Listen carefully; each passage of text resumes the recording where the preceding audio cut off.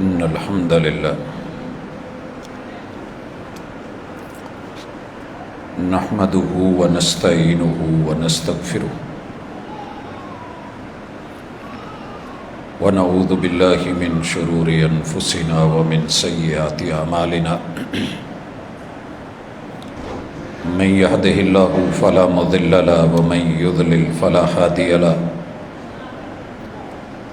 وأشهد أن لا إله إلا الله وحده لا شريك له وأشهد أن محمدًا عبده ورسوله صلى الله عليه وسلم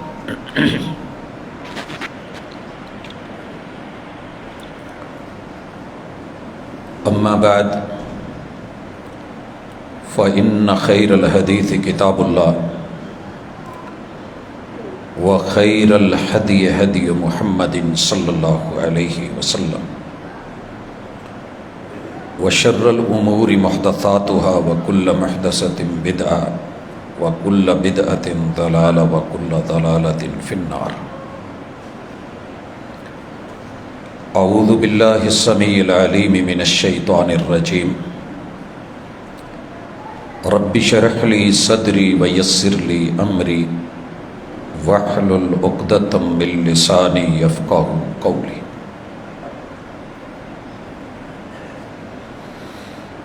حاضرین مجلس، احباب گرامی،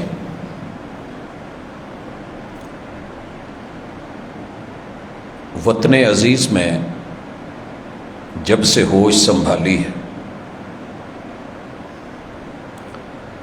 کوئی بھی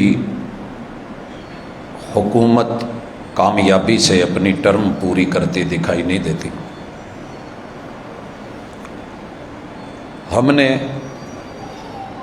ہمیشہ الزام ایک دوسرے پہ دھرا ہے. قومیں اسباب دیکھتی ہیں کہ ناکامی کیوں ہوئی. ایک بچہ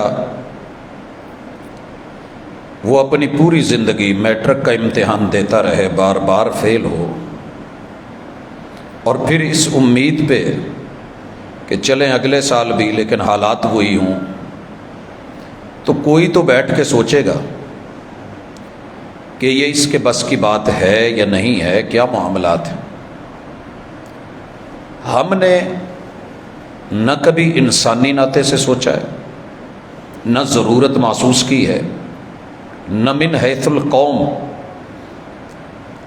ہم نہ نظام کے اوپر بس باتیں کر کے دوسرے کو مورد الزام ٹھہرا کے خود بری ہو کے ہم نے سمجھا ہے کہ ہم نے کام کر لیا. کام ایسے نہیں ہوتے. ہماری سیاسی جو نفسیات ہے، اگر صرف انہی پہ توجہ کر لی جائے تو اصلاح ممکن ہے. دنیا میں کسی بھی چیز پہ کوشش کرنا برا نہیں ہے، ٹرائی کی جا سکتی ہے، محنت کی جا سکتی ہے، اپنی روٹس کو درست کیا جا سکتا ہے، اساس اور بنیاد کی طرف نظر دوڑائی جا سکتی ہے. آج کی ملاقات میں مجھے علم ہے کہ شاید ان باتوں کو کوئی توجہ نہ دی جائے، لیکن کم از کم اپنے دین سے جڑ کے انسانیت کو سامنے رکھ کے رب کے ساتھ ایک تعلق کو مد نظر رکھتے ہوئے اپنی قوم کے تہذیب و تمدن کی اساس کے اوپر ایک آواز چند لوگوں تک صحیح، کوئی مانے نہ مانے، ہمارا کام ہے کہ عرض کر دینا، اچھا برا سمجھا دینا، باقی توفیق دینا میرے رب کا کام ہے، اور اس کے لیے قد و کاوش کرنا یہ انسان کی اپنی ذمہ داری ہے. ہمارے پاس جو نفسیاتی مسائل ہیں سیاست میں، ہم سیاست بنیادی طور پہ خدمت کے لیے کرنے نہیں آتے. ہم نے یہ سمجھا ہے کہ ہم راج کرنے والوں کی اولاد ہیں، راجپوت. یہ جملہ بر صغیر میں بڑا عام چلتا ہے. ہم پیدا ہی سیاست کے لیے، قیادت کے لیے، راج کے لیے، حکومت کے لیے ہوئے. بس جو مرضی ہو جائے ہمیں یہی کام کرنا ہے، ہمیں کوئی اور کام آتا بھی نہیں ہے، یہی سوٹ کرتا ہے۔ 4-5 سال میں اگر 1 سال بھی اچھا لگ گیا، 3 سال خسارے میں بھی گئے، تو ہم 1 سال میں اتنا کما لیں گے کہ ہماری پشتیں اور ہماری نسلیں کھائیں گی۔ یہ اصل ہماری پیچھے ایک نفسیاتی سوچ ہے کہ ہم خاندانی طور پہ پیدا ہی اس کام کے لیے ہوئے۔ اور یاد رہے کہ یہ یہود کی سوچ رب نے قرآن میں ذکر کی ہے، نحن ابناء اللہ واحباؤہ،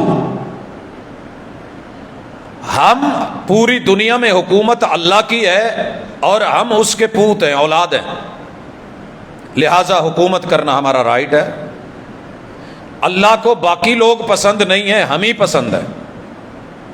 یہی وجہ ہے کہ یہودیت نے دائرہ اتنا تنگ کیا کہ بائی بورن یہودی ہو سکتا ہے، پیدائشی، دعوت کے ساتھ، دین کے ساتھ، کلمے کے ساتھ، باہر سے کسی کو انٹر نہیں کیا جائے گا۔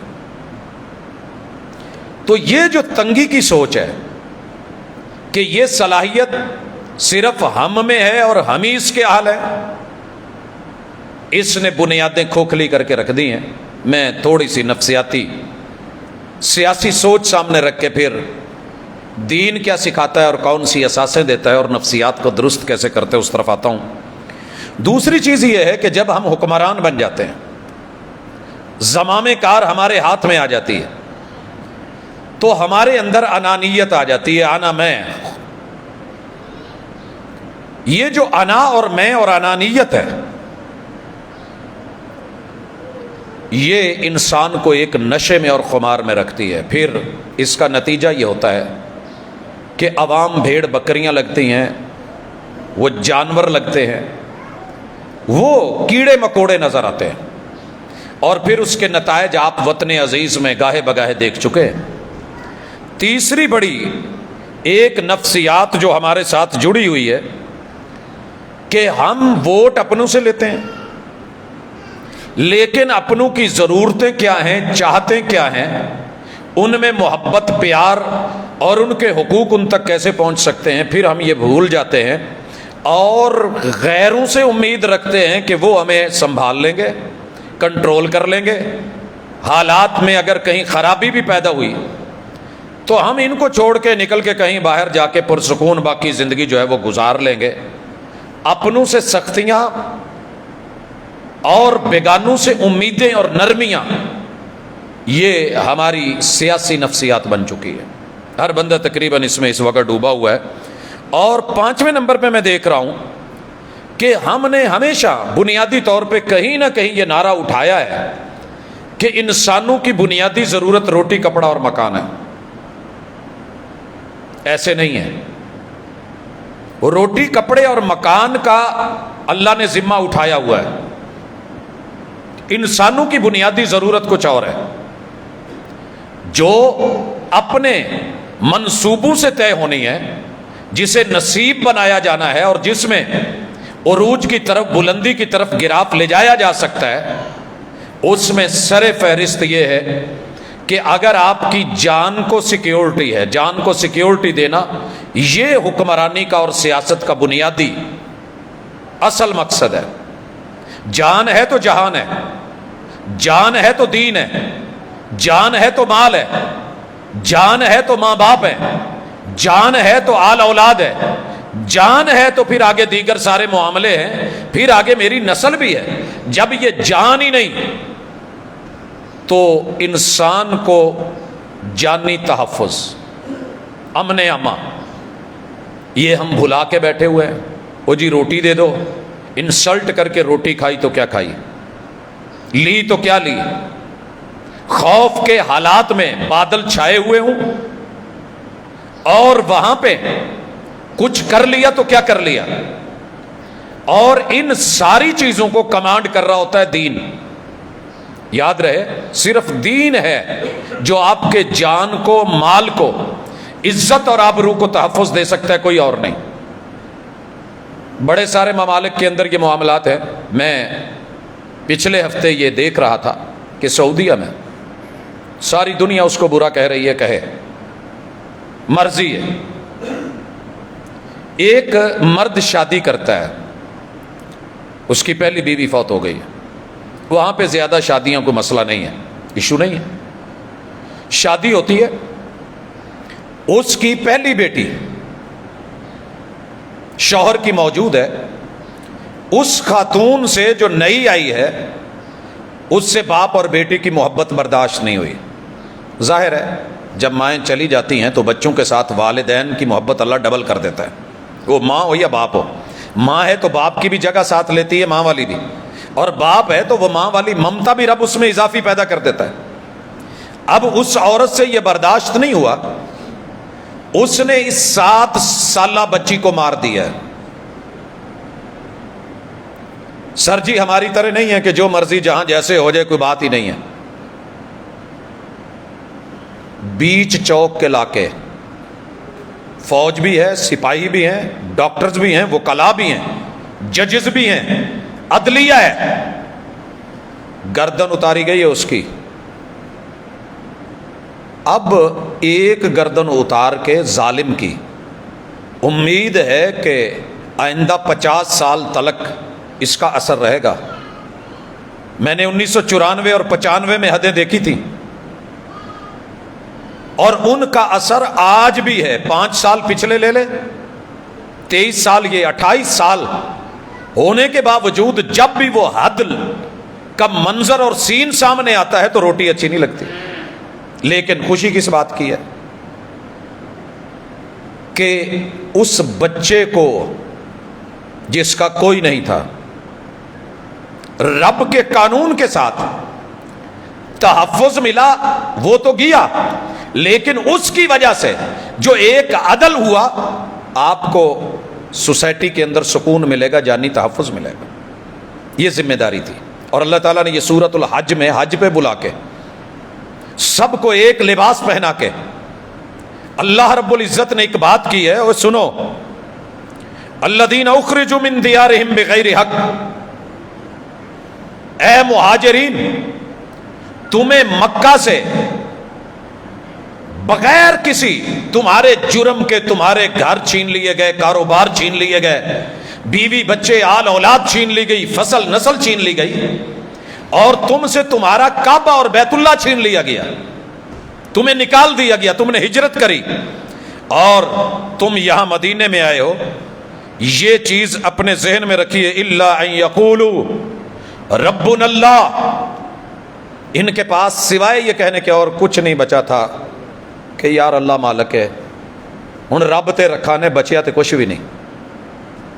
اللہ تعالیٰ نے کمال کی بات کی ہے 2 آیتیں آگے چل کے، وَلِلَّهِ عَاقِبَةُ الْأُمُورِ، جب سیاہی ہو، اندھیرے ہو، کچھ نظر نہ آتا ہو، حاکم وقت کی، حکمران کی، عوام کی رعایا کی، اللہ پر توکل اور یقین کی اس اساس کی وجہ سے نتیجہ کس کے حق میں جائے گا یہ اللہ ہی جانتا ہے، یقیناً انہی کا جو رب سے جڑتے ہیں۔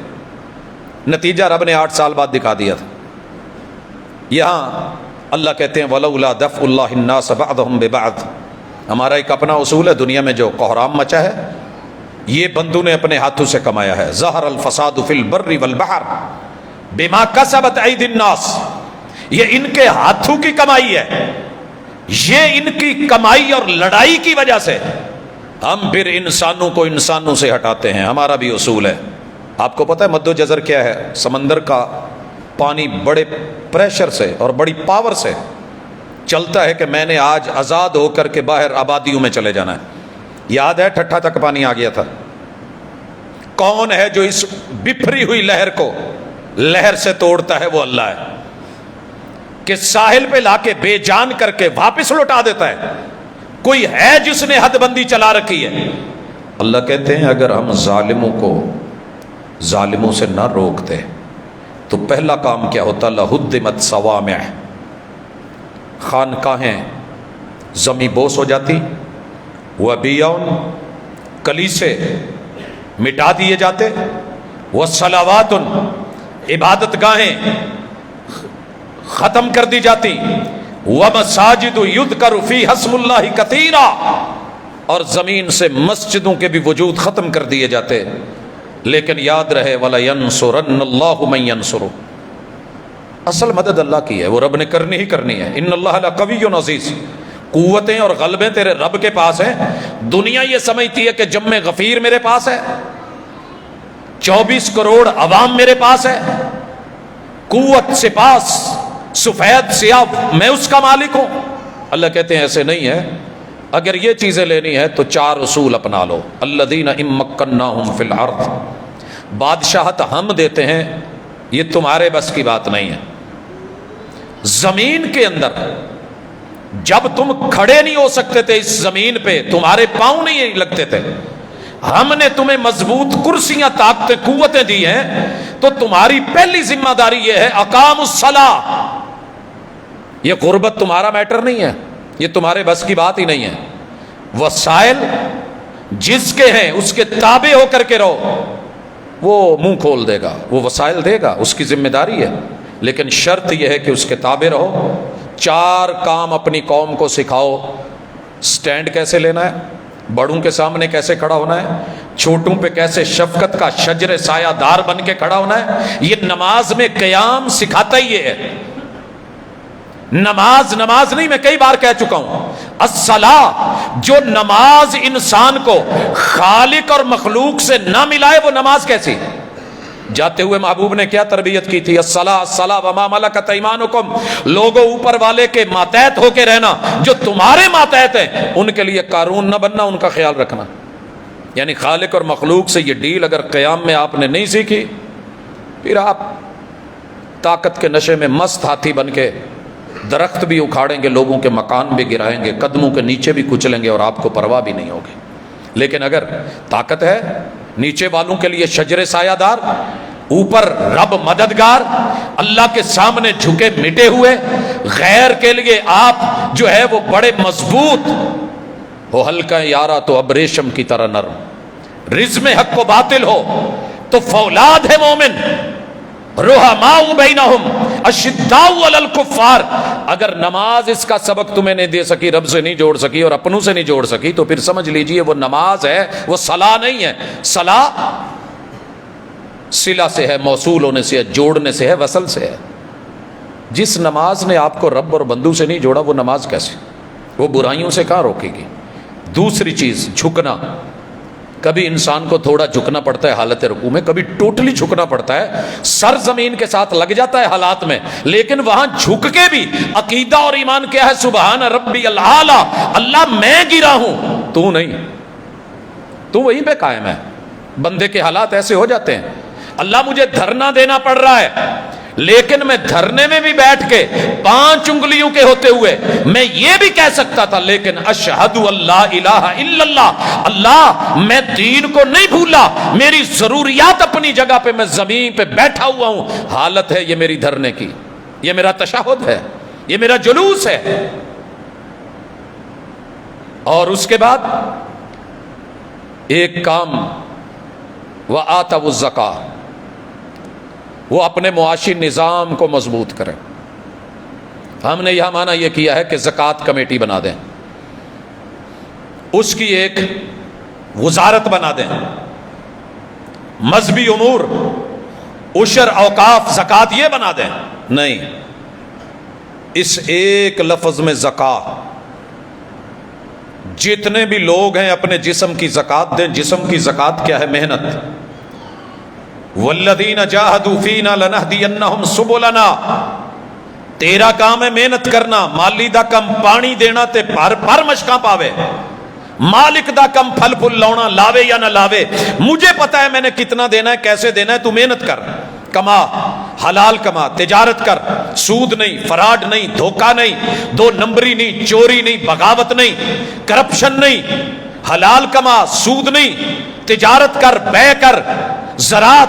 یہ سارے جتنے وسائل ہو سکتے ہیں ان کے اوپر حکومت توجہ دے، مالی وسائل، لیکن حلال ذرائع سے.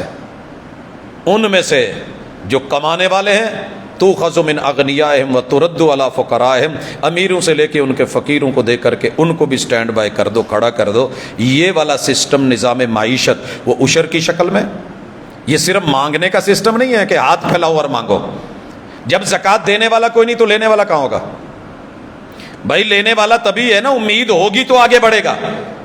اگر سارے ہی مانگتے ہیں، سب نے کشکول پکڑنا ہے، بھیک نہیں خودداری، فقیر بھی ہر وقت فقیری پہ انحصار نہیں کرے گا، مانگنے پہ انحصار نہیں کرے گا، بلکہ اچھے ذرائع میں لا کے اس کو آگے چلانا، سیٹ اپ میں لانا، یہ والا نظام زکوٰۃ ہے جسے ہم آج تک سمجھے ہی نہیں۔ ہم نے کہا کہ رسیدیں بنا لو، پرچیاں بنا لو، کٹواؤ اور ٹھیک ہے، پورا سال جو ہے وہ رمضان میں کما لو، سال بیٹھ کے کھاؤ، کھانا کھلا دو، یہ کر دو۔ نہیں، جو مانگنے آیا ہے آج کھانے کے لیے، آنے والے 15 سالوں میں شادی کے بعد اس نے اپنے بچوں کی شادی کرنی ہے، گھر بنانے ہیں، دیگر معاملات رہ جاتے ہیں، تو نظام ایسا بناؤ۔ کہتے تو ہو سعودیہ بہت برا ہے، سر جی کہیں ایک خانہ بدوش ملے تو مجھے بتانا۔ آل سعود کو گالی تو بڑی دی گئی ہے، آج بھی پوری دنیا میں خانہ بدوش آپ کو نظر آئیں گے۔ سروے کیا گیا، یہ ہوتے ہیں حکومت کے کام، وَأَقَامُوا الصَّلَاةَ وَآتَوُا الزَّكَاةَ۔ کتنے لوگ ہیں، کتنے خاندان ہیں، کتنی فیملی ہیں؟ ایک فیملی میں 15 ہیں، 12 ہیں، 10 ہیں، 7 ہیں، 2 ہیں، 4 ہیں، اس حساب سے گھر بنائے گئے، خاموش مردم شماری، شور نہیں ہوگا نہیں۔ مختلف علاقوں میں اسے بانٹا گیا، شہری علاقوں میں رکھا گیا، اور پھر انہیں کہا گیا کہ یہ تمہارے گھر ہیں، یہ تمہاری الاٹمنٹ ہے، یہ کچھ سیاست کے لیے نہیں، دکھانے کے لیے نہیں، ووٹنگ کے لیے نہیں۔ ملوکیت بری تو بہت لگی ہے ہمیں، اور ہم نے تصور ہی بدل کے رکھا ہے۔ یاد رہے کہ ملوکیت بھی تیرے رب کی عطا ہے، خلافت بھی تیرے رب کی عطا ہے، لیکن اس میں ہونا اندر یہ چاہیے۔ اگر ملوکیت بری ہوتی تو رب سلیمان علیہ السلام کو کبھی ملوکیت عطا نہ کرتے، لیکن ہم نے اپنی ایک سیاست کی نفسیات بنا لی ہے کہ بس اسی پہ فٹ ہے، جو کرنا ہے۔ نالی بھی بنا کے دینی ہے تو ووٹ کے لیے، سڑک بھی بنا کے دینی ہے تو ووٹ کے لیے، پائپ بچھوانا ہے تو جناب یہ جمہوریت میں جتوائے گی، اور غیروں کے نظام کے ایجنڈے کے پیچھے بھاگنا اور رب کے ایجنڈے کو رد کرنا اور روکنا تمہیں کبھی عزت نہیں دے گا۔ نظام تعلیم کو دیکھ لیں، ہماری معاشی نظام میں، ہمارے معاشی نظام اس وقت جو کیفیت ہے، حالات ہے، سارا ملبہ میں اکثر دیکھتا ہوں کہ مولویوں پہ آ کے گرتا ہے، اور اس قدر ہوتا ہے ماشاءاللہ، با کمال ہوتا ہے، لاجواب ہوتا ہے کہ دل کرتا ہے کہ کبھی اس پہ اسپیشلی رکھوں جمعہ کہ لوگوں کرتے کیا ہو، ہمیں دیتے کیا ہو، اور اس کے بعد پھرتے کہاں پہ ہو۔ اگر اس چیز کو سمجھیں، کیا ایسے نہیں ہے کہ ہماری سیاسی صورتحال ٹوٹلی یہود سے لی ہوئی، مجوس سے لی ہوئی، نصارہ سے لیا ہوا، تجارت کا سسٹم، کاروبار وہ سود پہ مبنی، ہمارے عادات خوشی غمی وہ ہندوؤں سے لی ہوئی، اور ہماری وضاقتہ وہ نصارہ والی، کیا کیا نہیں ہے، نظام تعلیم وہ گوروں سے لیا ہوا، لباس وہاں سے اٹھایا ہوا، اور سب کچھ، اور بجٹ کا 99.99 کر لیں سر جی، 99.99، ان میں سے اگر کہیں کوئی تھوڑا بہت کسی مسجد مدرسے کو گیا ہو تو ٹھیک، وگرنہ آپ نے ان کو کیا دیا ہے؟ اور الزام ہے جس کو آپ نے 1 روپیہ بھی نہیں دیا کہ وہ مولوی نہیں چلنے دیتا، وہ نہیں چلنے دیتا، یا آپ خود کو نہیں چلنے دیتے، یا آپ کرپشن کی نظر ہو گئے ہیں، یا آپ کا ذہن محدود ہو گیا ہے، عقلیں موٹی ہیں، دماغ چھوٹے ہیں۔ اس میں قرآن کا کوئی قصور نہیں، رحمان کا کوئی قصور نہیں، کیونکہ آپ نے کبھی ادھر دیکھا ہی نہیں ہے، اگر دیکھتے تو بہت کچھ ملتا۔ یہاں اللہ تعالیٰ نے پھر کہا ہے وَأَمَرُوا بِالْمَعْرُوفِ وَنَهُوا عَنِ الْمُنْكَرِ، یہ امر بالمعروف اور نہی عن المنکر کیا ہے؟ غلط وقت کا بڑا بھی کرے تو اس کو سلیقے سے روکا جائے گا۔ میرے پیغمبر نے کسی بھی بڑے کو گالی دے کے نہیں روکا، مندہ بول کے نہیں روکا، زیادتی کر کے نہیں روکا، اور گندگی کو کبھی گندگی سے نہیں دھویا جاتا۔ امر بالمعروف، بھلائی کا آرڈر بھی لگانا ہے تو اچھے طریقے سے، اور ہم چائے کا بھی آرڈر دیں، اور چھوٹے گل سنی، ہمارا لب و لہجہ ہی کچھ اور ہوتا ہے، ہمارے اندر ایک جو ہے وہ اسے کیا کہہ لیں کہ اندر ہی اندر کہ میں بڑا ہوں، کرسی پہ بیٹھ گیا ہوں، یہ چھوٹا ہے، یہ چھوٹے گھر کا ہے، تو میرا سننا ہے، جب جس کی چاہے انسلٹ کر دیں، جب جس کو، اور اگر ہم نے روکنا بھی ہے تو بدترین طریقے سے، بدترین طریقے سے۔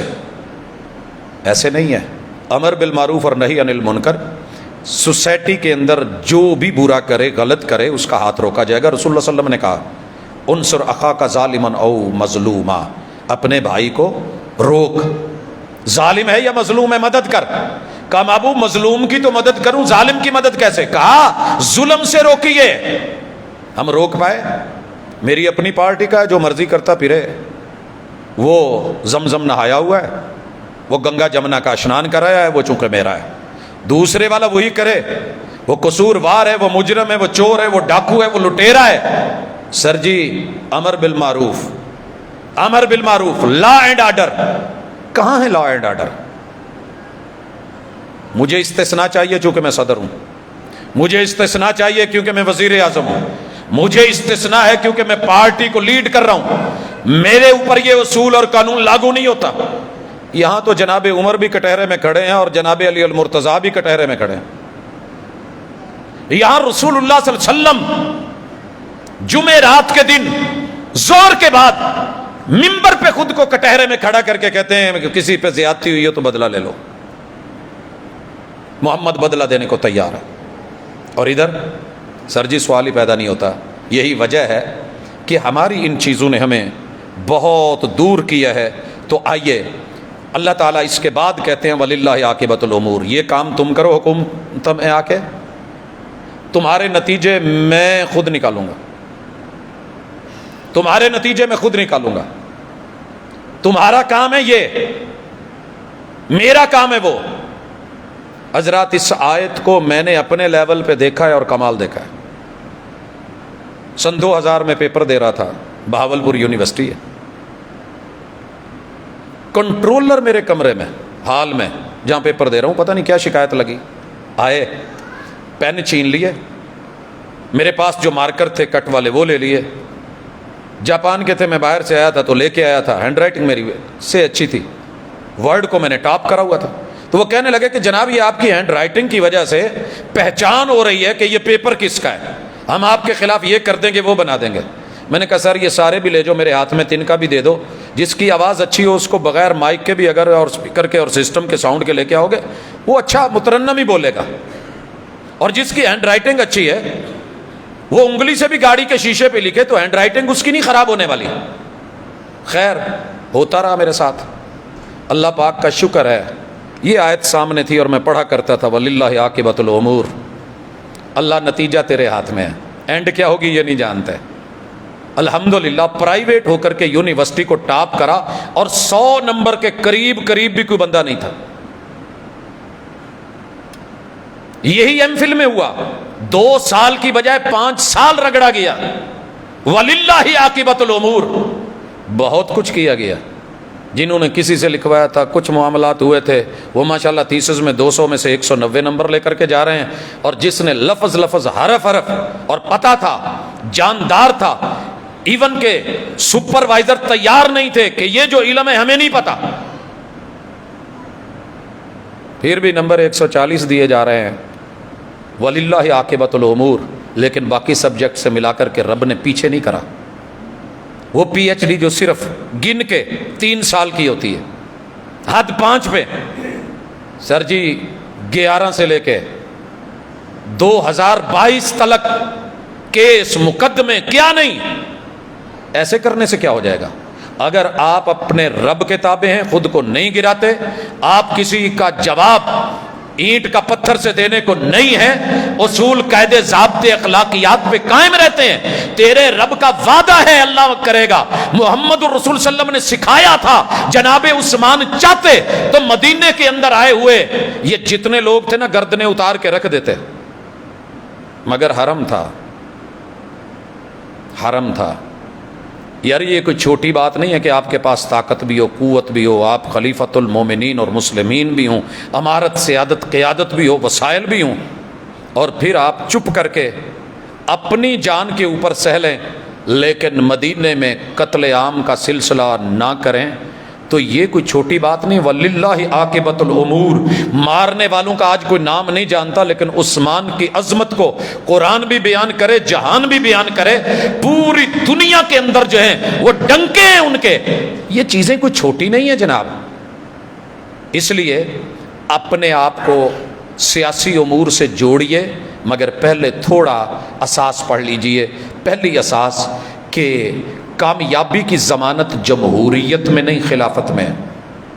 یہ پہلے بھی ایک خطبے میں یہ چیزیں ذکر کر چکا ہوں۔ بندو کی حکومت بندو کے ذریعے بندو پر، یہ سلوگن برا نہیں ہے، اس میں ایک تھوڑا سا اور ایڈ کر لیجئے، اللہ کے تابع رہ کے۔ خلافت کیا ہے؟ بندے ہی حکومت کرتے ہیں، خلیفہ اللہ نے انسان کو بنایا ہے اور انسانوں کے لیے بنایا ہے۔ انسانوں کی معاونت ساتھ، وَأَمْرُهُمْ شُورَىٰ بَيْنَهُمْ، وہاں اپنے فیصلے وہ ٹھونسے نہیں جاتے، وہ ٹھونس نہیں ہوتی، وہاں مشورہ ہوتا ہے اور اسی میں خیر ہوتی ہے۔ رسول اللہ صلی اللہ علیہ وآلہ وسلم بیٹھے ہیں، پتہ چلا ہے کہ مکے کی طرف سے چڑھائی ہو رہی ہے۔ کہا یار کیا کریں؟ کہا حضور علیہ الصلوۃ والسلام شہر چھوڑ دیں، اندر خواتین بھی ہیں، بچے بھی ہیں، کہیں باہر نکلتے ہیں۔ مشورہ ہوا، احد چلتے ہیں، اسے بیک پہ کرتے ہیں، فرنٹ کا میدان ہے، انہیں ان میں لاتے ہیں، وادیوں سے آئیں گے، پیچھے سے ہمارا جو ہے اپنا علاقہ، شہر، عورتیں، بچے گھر بار محفوظ رہیں۔ فیصلہ ہو گیا۔ بعد میں پتہ چلا جب یہودی 307 چھوڑ گئے کہ نہیں، اب یہ دشمن اندر گھر کے اندر بھی ہیں، بیک انہوں نے لے لی ہے، کیا بنے گا؟ تو پھر یہ خیال آیا کہ نہیں، شہر میں رہ کے لڑنا ہی اچھا تھا مدینہ میں۔ آپ نے کہا ہم نے مشورے سے جو کام کیا ہے اس میں خیر ہوتی ہے، مشورے سے کیے گئے کام کے اندر ما خاب من استخار ولا ندم من استشار، جو رب سے مشورہ کر لے، استخارہ کر لے، وہ کبھی ناکام نہیں ہوتا، اور جو بندو سے مشورہ کر کے چلے وہ کبھی شرمندہ نہیں ہوتا۔ ہمیں شرمندگی نہیں اٹھانی پڑے گی انشاءاللہ۔ آپ نے فیصلہ لیا، جنگ احد میں ہی ہوئی۔ خندق کے موقع پہ آپ نے اپنا کوئی نہیں پوچھا، یار ایسے ساری قومیں مل کے آ رہی ہیں، کیا کریں، کیا کیا جائے؟ ان کی مان لیں، ان کے تابع ہو جائیں، ان کے سسٹم میں چلے ماتحت ہو کے۔ اور یہاں مجھے وہ ملا عمر کی بات یاد آ گئی، آپ نے سنی ہوگی، ہماری فوج، ہماری حکومت، ہماری سپاہ، جب امریکہ بہادر نے دندناتے ہوئے حملہ کے لیے پاکستان کو ساتھ ملایا تو سفارت ہوئی کہ یار حالات ٹھیک نہیں ہیں، عراق کو دیکھ لو، پچھلے ممالک کے ساتھ ہونے والے سلوک دیکھ لو، وہ پتھر کے زمانے میں لوٹ جاؤ گے، کچھ نہیں بچے گا۔ ان کے تابع ہو کر کے ڈالر لو، ریال لو، ترقیاں کرو، یورو لو، یہ وہ موج کرو، وگرنہ تم بچو گے نہیں۔ ان کی طرف سے جو جواب آیا تھا وہ 3 ہی لائنیں تھیں کہ ہم بھیک کی اور ذلت کی روٹی سے عزت کی بھوک برداشت کر لیں گے، ہمیں ایسا ڈالر نہیں چاہیے۔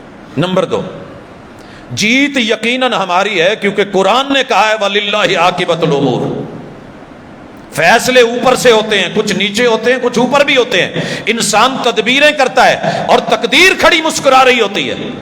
تیسرا، آپ کو ان کے ساتھ ملنا نہیں چاہیے تھا، آپ ہمارے بھائی ہیں، دشمن نہیں ہیں، لیکن بہرحال آپ ملے ہیں، لیکن ہم پھر بھی اس معاملے میں دیکھیں گے۔ حضرات، دنیا نے دیکھا ہے، وہ کوئی وقت کا ولی نہیں تھا، وہ کوئی غیب نہیں جانتا تھا، یہ ہے جو آپ کی نفسیات کو مضبوط کرتا ہے۔ پورے قبیلے مل کے آ گئے ہیں، آج مٹا دیا جائے گا، کچھ نہیں ہوگا۔ سیدنا سلمان فارسی کہتے ہیں خندق کھود لیں جدھر سے انہوں نے آنا۔ مشورہ بھی ہو گیا، اللہ پر توکل اور یقین بھی۔ جو 313 کو لے کے بدر میں جیت کے آئے تھے، جن کے 70 شہداء احد میں تھے، خندق کھود کے کھڑے ہیں۔ کبھی واقعہ خندق پڑھیے، یہ وہ واحد جگہ جہاں قرآن نے کہا ہے کہ کلیجے منہ کو آ رہے تھے، خوف اتنا تھا، ڈر اتنا تھا، لوگ راتوں کو نکل کے یہاں سے وہاں تک نہیں جا سکتے تھے، ہیبت تھی، دشمن دندنا رہا تھا۔ لیکن فیصلہ جب رب کرنے پہ آئے، آپ کا کام ہے کھڑے ہونا، صرف سنبھالنا میرے رب کا کام ہے۔ رب نے سنبھالا، دنیا کے سامنے آیا۔ اس لیے ذہن میں رکھیے کہ خلافت میں ہی کامیابی ہے۔ حضرت ابوبکر صدیق رضی اللہ تعالیٰ عنہ کو کہا گیا کہ کیا کر رہے ہو، کہاں بھیج رہے ہو یہ اسامہ کو؟ اندر کے حالات ٹھیک نہیں ہیں، لوگ مرتد ہو گئے ہیں، لوگ زکوٰۃ نہیں دے رہے، ختم نبوت کا میٹر بن گیا ہے۔ کہا جس لشکر کو میرے مرشد نے روانہ کیا ہے ساری دنیا بھی مل کے روکے، میں نہیں روکوں گا۔ مدینے والوں کو باہر سے درندے آ کے بوٹی بوٹی کر دیں اور آسمان سے پرندے اتر کے ان کا گوشت بھی نوچ لیں، ابو بکر اس لشکر کو نہیں روکے گا جو فیصلہ میرے مصطفیٰ دے چکے ہیں۔ حضرات دنیا نے دیکھا، پھر وہی خلافت کہاں تک گئی تھی، اور آج جمہوریت ہمیں سمیٹ کر کے ماشاءاللہ جو پہلے آدھا پاکستان لے جا چکی، پھر بھی ہم نہیں سمجھے، اب صوبے صوبے کی بات کر رہے ہیں پھر بھی ہم نہیں سمجھ رہے۔ تو ذہن میں رکھیے ہم اللہ کی نیابت کرنے والے اس زمین پہ ہیں، خلافت میں۔ دوسری چیز، انانیت کو مٹائیں۔ کوئی بھی بندہ حرف کل نہیں، حرف آخر نہیں۔ یہ جو آنا ہے نا میں، یہ گردن میں سریا، یہ حکومت کی وجہ سے آتا ہے اور ہم لے لیتے ہیں، اور پھر ظاہر کچھ اور باطن کچھ اور۔ اللہ تعالیٰ نے اکڑ تو فرعونوں کی بھی نہیں دیکھی، قارونوں کی اور حمانوں کی بھی نہیں دیکھی، نمرودوں کی بھی نہیں دیکھی۔ اینڈ پہ جا کے لوٹے تو کیا لوٹے، آمنت برب موسیٰ و ہارون۔ اتنی انانیت نہ رکھیے کہ مرتے مرتے بھی کہیں اپنی غلطیوں پہ غور کیجئے۔ جب سامنے دکھا پھر بولا موسیٰ اور ہارون کا رب سچا ہے، میں اسی پہ ایمان لاتا ہوں۔ کہا الانا، بہت لیٹ ہو گئے ہو، بہت لیٹ ہو گئے ہو۔ آئیے ہم لیٹ ہو رہے ہیں، لوٹیں۔ اسی طرح اپنوں کو دشمن مت سمجھیں۔ یہ جو ریکویسٹ کروں گا آپ تمام سے، گھر کے اندر باپ ایک پارٹی میں ہے، بیٹا دوسری میں ہے، بیٹی تیسری میں ہے، بیوی چوتھی میں ہے، سب نے ایک ایک پارٹی جوائن کی ہے، کوئی تو جیتے گی۔ یہ اپنی نفسیات ختم کر دیں۔ سیاسی میٹر ہے، آپ کو جو اچھا لگتا ہے آپ اس کو کہیں، دلیل دیں، لیکن غلط کا دفاع کر کے، آپس میں جنگ کر کے، ماں بیٹی کو، بیٹا ماں کو، بہن بھائی کو، رشتہ دار، یہ ددیال ننیال سسرال چچے تائے، ایک دوسرے سے کٹے مت۔ رحماء بینہم، سیاست سمجھ لیجئے وہ سیاست نہیں ہے۔ پانی سکون دیتا ہے، تیزاب پیو گے جہاں جہاں سے گزرے گا۔ اگر سیاست ہے، لیڈ کرنا ہے، ساتھ دینا ہے، فائدہ دینا ہے، تو پھر رشتے توڑ کے جو سیاست آپ کو جو لاتی ہے پھر وہ یہ کام کی نہیں ہے۔ اس کے بعد غیر، جب آپ کو غیر اچھے لگنے لگے سمجھ لیں گھر کی بربادی ہو گئی ہے۔ جب باپ برا لگنے لگے، ماں، اپنے برے لگنے لگے، اپنی رعایا بری لگنے لگے، اور غیروں کے لیے ہم جینے لگے اور ان کے حقوق کی جنگ لڑنے لگے، اپنے وسائل یہ سارے بھٹی میں دھونک دیں، تو پھر سمجھ لیجئے کہ آپ ناکام ہو رہے ہیں۔ پیچھے ہٹیے، نظر ثانی کیجئے۔ اور پانچویں چیز، معیشت اور معاش کے اندر سب سے پہلے جان کو تحفظ دو۔ جان کو تحفظ کیسے ملے گا؟ یہ پوائنٹ میں آگے چل کے تھوڑا ذکر کرتا ہوں، عدل سے۔ جہاں عدل نہیں ہوتا وہاں خانہ جنگی ہوتی ہے، جہاں خانہ جنگی ہو وہاں جان کو کوئی تحفظ نہیں۔ جہاں 2 نمبر بندوں کے قانون آ جائیں وہاں دین محفوظ نہیں رہتا، دین محفوظ نہیں رہتا۔ قرآن کہتا ہے قصاص، قصاص کی مثال ابھی آپ نے سنی۔ پتہ کیجئے کہ کتنے بچے سال میں وہاں سعودیہ میں مارے جاتے ہیں۔ کیوں؟ ایک ہوا واقعہ، ایکشن لے لیا گیا، قصاص ہو گیا، لوگوں کو کانوں کان خبر نہیں ہوتی، اور ہمارے پتہ نہیں راتوں رات کیا کچھ ہو جاتا ہے، گھر گھر میں، ورلڈ میں خبر۔ بڑے لوگوں نے کہا زیادتی ہے، ظلم ہے، نہیں ہونا چاہیے تھا، یہ پھانسی نہیں، یہ نہیں، وہ نہیں۔ یہ جتنی استعماری اور بڑی طاقتیں ہیں نا، جب آپ کا اپنا نقصان ہو رہا ہوتا ہے اور دین کا، پھر بڑے خوش اور خاموش، اور ان کے اگر کہیں اہداف پہ چوٹ آنے لگے تو پھر سارے اکٹھے ہو کے ککڑوں کو شروع کر دیتے ہیں۔ تو بندے کو تھوڑی بہت تو سمجھ ہونی چاہیے کہ ہو کیا رہا ہے، یہ کہاں ہے۔ اور کسی نے بڑی خوبصورت بات کی تھی، دنیا کے اندر ایک اصول یاد کر لو، وقت کی سپر پاور کے خلاف اس وقت کی سیاست یہ ہے، جو بھی بول رہا ہو وہ اس کا ہم نوا ہوگا، جو اس کے خلاف بول رہا ہے۔ 2 کوریا ہیں، ایک کوریا ہمیشہ اس کے خلاف گیا ہے، اس کا کیا ہوا ہے آج تک؟ ایران کو دیکھ لیں، ہم جب سے ہوئی سنبھالے یہی سن رہا ہے دشمنی ہے، لیکن اس کا کچھ نہیں ہوا۔ پوری عرب ریاستوں سے لے کے وہاں تلک جو ہے وہ دنیا ملیا میٹ ہو گئی ہے، لیکن اس کا کچھ نہیں گیا۔ سر جی، یہ اوپر کی بظاہر دشمنی اور اندر دوستیوں کے شلٹر میں جو ہوتا ہے یہ تیرے دین کا طریقہ نہیں، اپنے منافق نہیں ہوتے۔ اپنے غیروں سے ملے. جب باڑ فصل کو کھانا شروع کر دے تو پھر فصل کا اللہ ہی حافظ ہے. وسائل ہمارے، لوگ ہمارے، جانیں ہماری، نفری ہماری، طاقت قوت افراد وہ ہمارے، یہ نرسری ہماری، اور ان کے اوپر پڑھانے پڑھونے کے لیے جتنے بجٹ ہیں وہ غیروں کے لگے ہوئے بچے ہمارے. اور یہ جو ہمارے لیے اترا تھا اسے کبھی کسی نے کھول کے بھی نہیں دیکھا. ضرورت ہی کیا ہے؟ کیونکہ اس کے خلاف پراپوگنڈا اتنا ہے. مولوی نہیں برا لگتا، بیسیکلی یہ برا لگ رہا ہے. اس کا نام لینا آسان ہے. مدرسہ، مسجد، یہ وہ چھوٹے چھوٹے مسائل ابھار کے بتائے جائیں گے. دہشت، خوف. کسی بھی ایک قتل کے پیچھے کو مدرسے والی کوئی پرانی سند نکلا ہے، پوری دنیا اس پہ بولتی ہے. لیکن ہزاروں کے قاتل نکلیں، پیچھے یونیورسٹیاں کھڑی ہوں تو کوئی نام لینا بھی گوارا نہیں کرے گا کہ ادھر کو کوئی رخ بھی موڑے. کیوں؟ اپنے ہیں، وہ دفاع کرتے ہیں. آپ کب کریں گے؟ آسیہ کا کیا مسئلہ ہے؟ جانتے ہو نا یہ ننکانا ہے. انہوں نے اپنے مفاد کے لیے اپنے چنے ہوئے لوگ کیسے طریقے سے نکلوایا، انٹرویوز دیے، اور جو اپنی تھی کیسے اس کو بیچا، اور آج پھر اس پہ سیاست شروع ہے. کب تک چلے گا ایسے؟ اللہ کے لیے کچھ چیزیں خود بھی سمجھنے والی ہوتی ہیں. ضروری نہیں کہ کوئی دوسرا سمجھائے تو پھر آپ سمجھیں. کب سمجھیں گے اس چیز کو؟ آج ہم اپنی ماؤں پہ رو رہے ہیں جناب. اور ایک بہت بڑا ہے کہ دوسرے کے معاملے میں دخل اندازی نہیں دینا. محکمے جو ہوتے ہیں، یہ بات یاد رکھیے گا، ادارے اپنی اپنی لین میں اور لائن میں. ٹریفک تبھی اچھی چلتی ہے جب لین اور لائن کا قانون ہو. لین اور لائن. لیکن ہمیں کیا ضرورت ہے؟ ہم تو ماشاءاللہ پھاٹک پہ کھڑے ہوتے ہیں، پتہ ہوتا ہے دوسری سائڈ سے لوگوں نے آنا ہے، ہم ایک سائڈ پوری بھر دیتے ہیں، وہ ادھر والی بھر کے کھڑے ہوتے ہیں، پھر سارے پھنس کے کھڑے ہوتے ہیں. دخل اندازی نہیں، اور واقعی نہیں. ہر ادارہ اپنی حدود میں، دائرہ کار میں رہ کے کام کرے.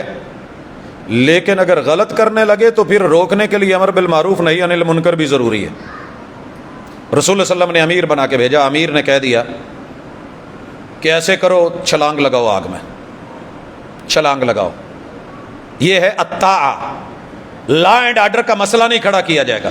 حاکم وقت کی بات مانی جائے گی. وَإِنْ أُمِّرَ عَلَيْكُمْ عَبْدٌ حَبَشِي. اگرچہ منکے کے سر جیسے پچ کے چھوٹے سر والا کالا حبشی بھی تم پہ حاکم بن جائے تو تم نے نافرمانی نہیں کرنی، اپوزیشن کھڑی نہیں کرنی. شریعت کے مزاج میں اپوزیشن نہیں ہے. رسول صلی اللہ علیہ وسلم نے کہا جو مد مقابل کھڑا اور روک تقریب کا سلسلہ شروع کرے گردن اتار دو. تعمیر ہونی چاہیے، تقریب نہیں. اور ہم سوچ لیتے ہیں اچھا جی میں نہ جیتے نا، انہیں مینوں نہ کھیڈن دیتا تو میں بھی نہیں انہوں کھیڈن دینا. میرے خیال میں ہر گیم جہاں ہوتی ہے ایک ادھا بندہ ایسا ہوں روندا جنہیں نہ کھیڈنا ہوں نہ کھیڈن دینا ہوں، یا وکٹاں پٹ کے بھج گیا یا بیٹ لے کے نس گیا. یہ ہے ہماری سیاست ٹوٹل. 100 لوگ بنانے کے لیے کھڑے ہوتے ہیں، 200 انہوں پر نڑلی تیار نہ. یہ ہے پوزیشن. شریعت نے کہا ایسے نہیں. اگر کہیں غلط ہونے لگا ہے آپ نے سننا ہے، ماننا ہے، لائن میں رہنا ہے، آرڈر میں رہنا ہے، اوبے کرنا ہے. لا اینڈ آرڈر کا مسئلہ کھڑا نہیں کرنا، رٹ کو چیلنج نہیں کرنا. لیکن اگر لا طاعۃ لمخلوق فی معصیۃ اللہ، رب کی نافرمانی سیاست میں ہو رہی ہو، قیادت میں ہو رہی ہو، جہاد میں ہو رہی ہو، امارت میں ہو رہی ہو، خلافت میں ہو رہی ہو، تو سوچنا ہے. وہ رک گئے، کہنے لگے سر اپنے آرڈر پہ نظر ثانی کریں. کہا نہیں یہی ہے، لگاؤ چھلانگ، میں امیر ہوں، میرا حکم ماننا ہے.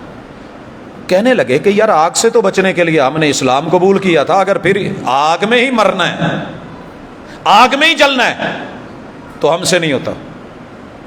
کیس رسول صلی اللہ علیہ وسلم کے پاس آ گیا. میں امیر تھا، میں نے آرڈر دیا، انہوں نے مانا نہیں. رسول صلی اللہ علیہ وسلم نے کہا اگر تم اس امیر کے اس آرڈر پہ چھلانگ لگا دیتے تو پھر سدا جہنم میں ہی رہتے.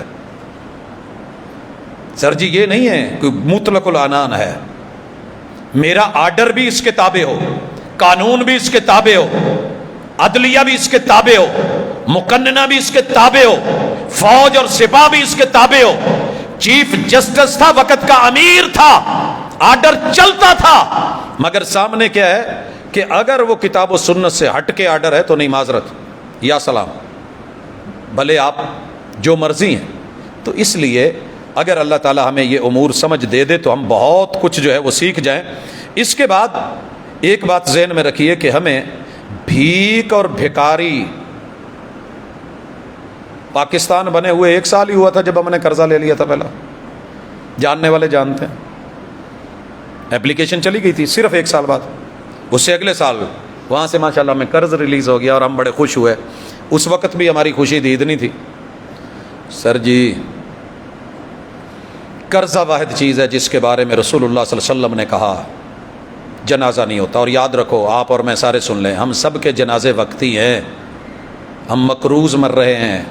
ان سیاست دانوں نے کوئی بھی ہو اپنے مفاد کے لیے جو کچھ لیا ہے، نہ ان کے اپنے جنازے ہیں نہ انہوں نے ہمارے رہنے دیے۔ برا لگے گا آپ کو، غصہ ضرور آئے گا، میں بالکل نل ہو کے اپنے بیلنس کو 0 پہ لا کے میں مر جاؤں نا، میں نے کسی کا 1 روپیہ کیا 1 پیسہ بھی 1 دھیلا بھی ادھار نہ دینا ہو تو میں پھر بھی مقروض ہوں، کیونکہ میں پاکستانی ہوں۔ اپنے وسائل میں رہ کے مسائل کا حل کرنا، یہ ہوتی ہے سیاست، یہ ہوتی ہے قیادت، یہ ہوتی ہے خلافت۔ جناب عمر رسول اللہ صلی اللہ علیہ وسلم چاہتے، 2 منٹ کے لیے سوچئے، معراج پہ گئے تھے، واپسی پہ آتے ہوئے اللہ سے کہتے کہ فرشتے نال کوئی 2-4 تخت پہ جو مسجد نبوی ممبر بھیجیے، ایک عالی شان مسجد ہونی چاہیے۔ میں نے وہاں کیا کیا ہے، اپنے وسائل میں رہ کے، کیا تھے وسائل، جتنے پیسے تھے اتنے میں جگہ لی ہے، یتیموں کی جگہ تھی قبضہ نہیں کیا ہے، وہاں مدینے میں کھجوریں تھی، کھجوروں کے پلر بنا دیے اور ان کے خوشے لے کر کے اوپر جو ہے وہ شاخیں لے کے چھت ڈال دی ہے۔ وسائل میں رہ کے میرے پیغمبر کی مسجد نبوی کا فرش کچا ہے، بارش ہو رہی ہے، امام الانبیاء سجدہ کرتے ہیں تو میرے مرشد کی پیشانی کیچڑ میں، وسائل میں رہ کے۔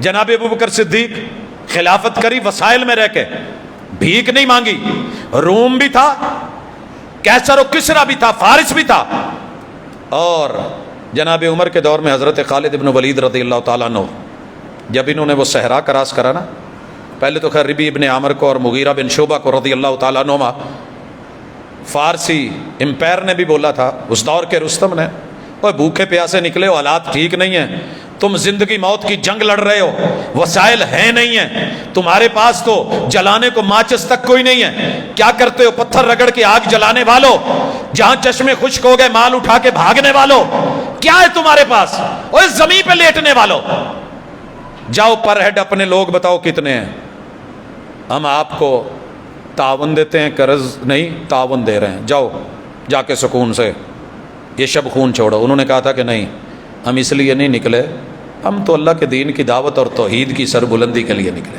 اور یہی خالد ابن ولید، وہ صحرا جو آج جتنی جدید ترین ماڈل کی گاڑی ہے نا صحرا میں دوڑانے والی، آپ اس صحرا کو کراس نہیں کر سکتے،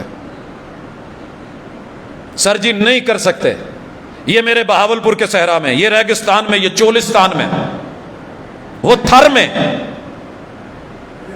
گاڑیاں پھنس جاتی ہیں، یہاں ایسے ایسے ٹیلے ہیں کہ اوپر نہیں چڑھ سکتی، ٹریکٹر جواب دے جاتے ہیں، وہاں سے پیدل اپنی چند سواریوں کے ساتھ دنیا کے سب سے بڑے صحرا کو کراس کر کے جب روم کے منہ پہ پہنچے نا، تو رومیوں کی وہ فوج، ابن عمر رضی اللہ تعالیٰ عنہ اور دیگر صحابہ کیا کہتے ہیں کہ ہم نے اتنی تعداد انسانوں کی کہیں اکٹھی دیکھی نہیں تھی، کہیں کہیں آبادی تھی، 1,00,000 فوج اور منظم، اور وہ صرف 7 لوگوں سے ڈرے ہوئے ہیں کہ یہ کراس کر کے کیسے آ گئے، جدید ترین وسائل سے ہم نہیں کر سکتے، یہ کیسے آ گئے۔ وہاں بھی کہا تھا پر ہیڈ لے لو، بھوکے پیاسے آئے ہو چلے جاؤ، کہا نہیں، نحن قوم نشرب الدماء، ہم خون پینے والے ہیں، سنا ہے تمہارے خون بڑے ٹیسٹی ہیں، پلا دو پھر، اگر اتنی تمہارے اندر بڑی طاقت پیسہ ہے، اور جتنا تم زندگی کو عزیز سمجھتے ہو ہمیں موت اتنی عزیز ہے، ہم اسے شہادت کی نظر سے دیکھتے ہیں۔ تو سر جی یہ وہ چیزیں تھیں، بھیک نہیں مانگی، بھکاری نہیں بنے، یہ نہیں دیکھا کہ ان سے جو ہے نئے سے نیا اسلحہ لیتے ہیں، انہی اپنی تلواروں میں رہ کے، انہی اوزاروں میں رہ کے، انہی تیروں میں رہ کے پھر جنگیں جیت کے بھی دکھائی تھیں، اور کیسر و کسرا قرآن میں پڑھا تھا انہوں نے، الف لام میم غلبت الروم، روم گر گیا ہے، مٹ گیا ہے، ہار چکا ہے، مغلوب ہو چکا ہے، مسلمانوں کا غلبہ ہے۔ ان الفاظ پر یقین تھا، بھیک نہیں مانگی۔ یہ تھی خلافت، یہ تھی عزت، یہ تھی غیرت۔ اور اگر قرض پہ قرض لے کے انٹرنیشنل مانیٹرنگ فنڈز کے تحت ہی غریب کو غریب تر کرنا ہے، مزید ان پہ بوجھ ڈالنے ہیں، تو پھر بھائیو ایک دفعہ واپسی لو، ہم گزارا کر لیں گے۔ مثلاً آٹے کا بحران ہے، کیا ہمارے پاس وسائل کے اندر متبادل آٹا نہیں ہے؟ گندم کا آٹا کم ہو گیا، مکی کا آٹا نہیں ہے؟ کیا ہمارا وجود نہیں بچا سکتا؟ مکی نہیں ہے، باجرہ نہیں ہے، کتنی اجناس ہیں، لیکن زرعی زمین ہے، زراعت پہ توجہ تو دیجئے۔ غیروں کے کہنے پہ یہ بھی ختم، وہ بھی ختم۔ سوڈان کے کیا حالات تھے؟ دنیا کی سب سے بہترین کپاس تھی سوڈان کی، مصر کی، کیوں نہیں ملتی آج؟ کہ جب غیروں کے ایجنڈوں پہ کام ہو تو پھر اپنے درخت نہیں دیکھے جاتے۔ انہوں نے کہا جناب سفیدہ لگا لو، ہم نے لگا لیا، اپنے تھنک ٹینکر کا ہے۔ انہوں نے اب کہا جی نہیں سفیدہ جو ہے یہ اتنا پانی پی جاتا ہے، اکھاڑ دو، سارے اکھاڑ دیے گئے۔ اپنی عقل کہاں ہے؟ اپنے منصوبے کہاں ہیں؟ ہم کس لیے آئے ہیں؟ صرف لڑنے کے لیے، دوسرے کو جھوٹا اور چور ثابت کرنے، خود صادق و امین بن کے۔ ایسے بھائی جنگیں نہیں لڑی جاتی ہیں، اور ایسے اپنوں سے لڑ کے جیتا بھی نہیں جاتا، اور یوں اپنے گھر کو برباد کر کے۔ قرآن نے تعبیر بیان کی ہے، دنیا کی بدترین سزا یہ ہے، یخربون بیوتہم بایدیہم، اپنے ہاتھ سے اپنے گھروں کو توڑنا، اس سے بڑی سزا کوئی نہیں ہے۔ فاقتلوا انفسکم، اپنوں کو مارنا، اس سے بڑی سزا کوئی نہیں ہوتی۔ یہ سیاست نہیں، یہ گمراہی ہے، اور اس سے ہم نکلیے۔ اور آخری گزارش کہ عدل کریں گے تو خانہ جنگی ختم ہوگی۔ جب تک عدل اور انصاف سب کے لیے برابر نہیں ہے، خانہ جنگی ختم نہیں ہونی، امن نہیں آنا۔ امن نہ ہو تو کاروبار نہیں چلتے۔ اور امن کس چیز میں؟ امن صرف یہ نہیں ہے کہ وہاں عدل کرو، امن اس چیز میں بھی کہ میں جس دکان والے کے پاس جاؤں اسے یہ سکون ہو کہ انہیں 2 نمبر نوٹ نہیں مینوں دینا، اسے ڈر نہ ہو، اور مجھے یہ پتا ہو کہ اس نے مجھے مرچیں ملاوٹ والی نہیں دینی، اس نے دودھ ملاوٹ والا نہیں دینا، اس نے نمک ملاوٹ والا نہیں دینا۔ من غشنا فلیس منا۔ میں اپنے بچوں کو پیپر دے کے چلا جاؤں باہر، جہاں مرضی بیٹھا ہوں، انہیں اللہ کا ڈر ہو، مجھے پتا انہوں نے نقل نہیں کرنی۔ سر جی جب تک وہ بچے پیدا ہیں کہ استاذ 1 سیکنڈ کے لیے منہ دوسری طرف کرے اور وہ نقل کر رہے ہوں، تو ایسے بے ضمیر، بے ایمان، ملاوٹ، معذرت کے ساتھ، یہ میری تربیت ہے کہ میں ایسے کر رہا ہوں۔ ہمیں جن اساتذہ نے پڑھایا ان کی تربیت کیا تھی کہ بیٹا آپ کو رب دیکھ رہا ہے، ہم بسا اوقات منہ پھیر لیں گے، لیکن اگر 1 نمبر بھی نقل کر کے پوچھ کے آپ کی ڈگری میں آ گیا، جب تک اس کے اوپر تمہاری تنخواہ چلے گی، حرام کا رزق چلے گا، تمہارے بچے بھی حرام کھائیں۔ ہم نے کبھی یہ کیا ہی نہیں۔ ہم میں سے فنکار وہ ہے کہ جو بتایا آ کے اج ماشاءاللہ جی میں پیپر گاڈ آیا، میں بک جیڑی سی تھلے لت نال بن کے لے گیا سی، میں جناب پسٹل پوائنٹ تے اتنے جڑا گن پوائنٹ تے کر کے آیا، کی مجال میں بولن نہیں دیتا۔ تو ایسے نہیں ہوتی۔ یہی قوم جب آ کے استاذ بنتی ہے، اور یاد رکھیے جتنے بھی دنیا میں شعبے ہیں اس کے پیچھے کھڑا تو استاذ ہے۔ جس قوم میں استاذ کی قدر نہیں رہی، سبق پڑھ کر پڑھا دینا ہنر ہے عام لوگوں کا، جو دل سے دل جلاتے ہیں وہی استاذ ہوتے ہیں۔ وہ جو میرے معلم نے سکھایا تھا، جب ہم نے مربی ہی غیر بنا لیے، جو ہمیں چوری، ڈاکہ، فراڈ، دھوکہ، عزت آبرو، ناموس، ہر چیز کی قتل عام کر کے اس کے بدلے میں ہمیں تھوڑی سی تعلیم اور ڈگری دے دیتے ہیں، تو پھر یاد رہے یہ صرف پیسے کمانے کی رسیدیں ہیں، اس کے علاوہ کچھ نہیں ہے۔ پھر قوم کا اخلاق اور معیار، ادب اور احترام، یہ سب چیزیں نہیں میسر ہوں گی۔ آئیے نفسیات سے ہٹ کر کے اصل مقصد سیاست کا خدمت، سید القوم خادمہم۔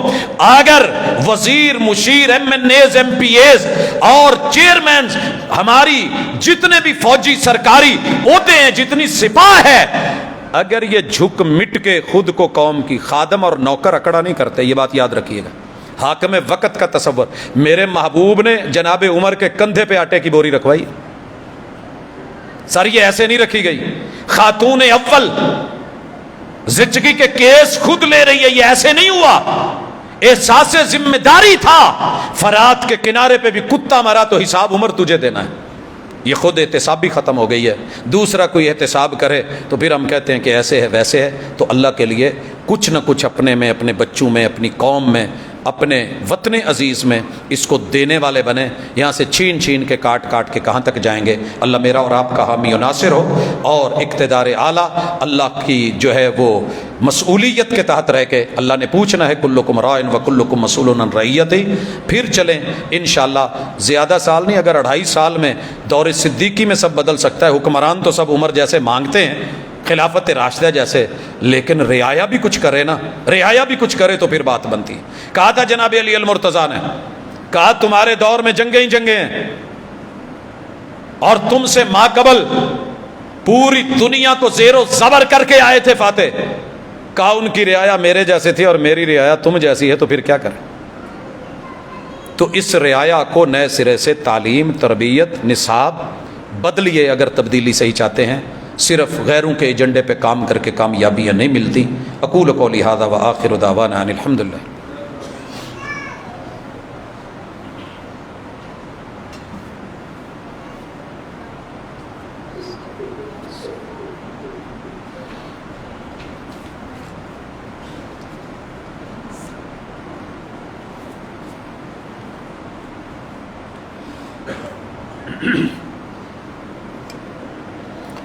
ان الحمد للہ نحمده ونستعینه ونستغفره ونعوذ باللہ من شرور انفسنا ومن سیئات اعمالنا من يهده الله فلا مضل له ومن يضلل فلا هادي له واشهد ان لا اله الا الله وحده لا شريك له واشهد ان محمدا عبده ورسوله۔ احباب گرامی، اللہ تعالی توفیق دینے والا ہے، بندے کو اللہ سے مدد مانگنی چاہیے۔ اللہ ہمارے حالات پہ رحمت کرے، اللہ ہماری غلطی کوتاہیوں کی سزائیں اللہ بہت ہو چکی ہیں۔ من حیث القوم کوئی توبہ کریں قوم یونس کی طرح کہ اللہ اس عذاب کو ٹال لے۔ خانہ جنگی کوئی چھوٹا عذاب نہیں ہے، یہ انسانوں کو لے ڈوبتا ہے، کاروبار، بچے، نسلیں برباد کر دیتا ہے، فصلیں برباد کر دیتا ہے۔ تو اللہ تعالیٰ سے مجموعی طور پہ حاضری کے ساتھ، دل کے ساتھ، کہیں آنکھوں کو آنسوؤں کا غسل دے کے اس کے سامنے حاضر ہوں، شاید کہ وہ رحم فرمائے۔ وگرنہ جہاں تک ہم پہنچ چکے ہیں یہ وہ انتہائیں ہیں کہ جہاں رب قومیں بدل دیتا ہے۔ تو اللہ تعالی ہمارے ساتھ نرمی کا معاملہ کرے۔ ایک سوال ہے کہ ایام کے دوران حالت حیض میں قرآن پاک کی تلاوت کر سکتے ہیں اور حدیث کی کسی کتاب کو ہاتھ لگا سکتے ہیں؟ بھائی مشہور یہ ہے کہ نہیں، نہ قرآن چھوا جا سکتا ہے نہ قرآن پڑھا جا سکتا ہے، لیکن یہ ایسی پابندی ہے کہ جو ایک اساس پہ ہے۔ وہ اساس کیا ہے؟ افضل، بہتر، اولا یہ ہے کہ بندہ نہایا ہوا ہو، صاف ستھرا ہو، بالکل پاک اور طاہر ہو، اور پھر قرآن مجید کو خوشبودار معطر ہو کے پکڑے، چھوئے، تلاوت کرے، یہ ہے افضل۔ لیکن کیا کوئی ایسی ممانعت ہے کہ ہم اسے پکڑ نہیں سکتے یا پڑھ نہیں سکتے؟ ایسی کوئی ممانعت شرع میں نہیں ہے۔ جو روایات ہیں وہ صحیح نہیں، جو آیت کا معنی کیا گیا ہے وہ معنی ہی غلط کیا گیا ہے۔ کیسے؟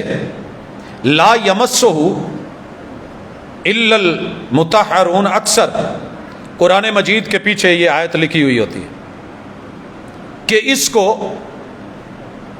صرف وضو کر کے چھونا ہے، ایام میں نہیں۔ ایسی بات نہیں ہے، یہ اللہ نے خبر دی ہے، یہ نہیں ہے۔ نہیں میں ممانت ہوتی ہے، اور خبر میں یا صداقت ہوتی ہے یا جھوٹ ہوتا ہے۔ اللہ کہتے ہیں کہ اسے نہیں چھوتے سوائے پاکیزہ کے۔ اگر تو یہ قرآن کے بارے میں خبر ہے تو پھر یہ خبر قرآن کی معاذ اللہ جھوٹی ہے، کیونکہ اس قرآن کو غیر مسلم بھی چھوتے ہیں، جو پاکیزہ نہیں وہ بھی چھوتے ہیں۔ انہیں پاکی پلیتی کا علم ہی نہیں ہے، وہ چھاپتے بھی ہیں، وہ پڑھتے بھی ہیں، ترجمے بھی ہوتے ہیں، تحقیق بھی ہوتی ہے، ریسرچ بھی ہوتی ہے، اس میں بہت کچھ ہے۔